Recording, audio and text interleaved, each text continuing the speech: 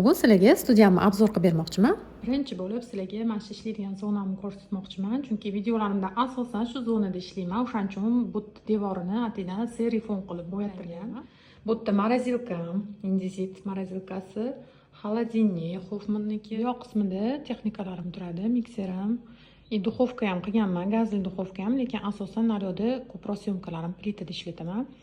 Qiziljonlar bizda hozir to'lovlarni mana shunaqa o'zimni klik QR kodlarim ham bor, shunaqa qilib ham bemalol plata qilsanglar bo'ladi kurslarga to'lovni. Hozir shunaqa ochib ham qo'yganmiz. Bu yoqda bu texnikalarim menda asosan o'zim naryoqda oshxonamda turardi.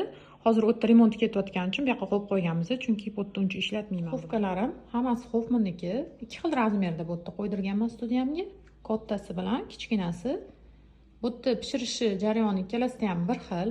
Yaxshi pishirib beradi hammasi, faqatgina ob'yomida farqi.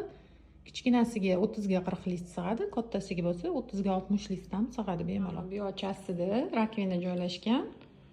Mana bunaqa asosiy ish qurollarim turadi bu yerda, pichoq, mikser narsalari, benchiklari, xullas.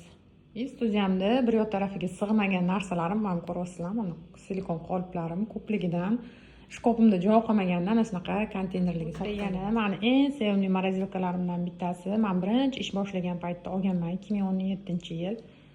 Morozilka, morozilkasi. Bunda asosan mevali, mana shunaqa narsalar muzlatib qo'yishga juda ham qulay, chunki ichi ob'yomi katta bo'ladi-da, ustma-ust konteynerlarga solib qo'ysang ham juda ham ko'p narsa sig'adi.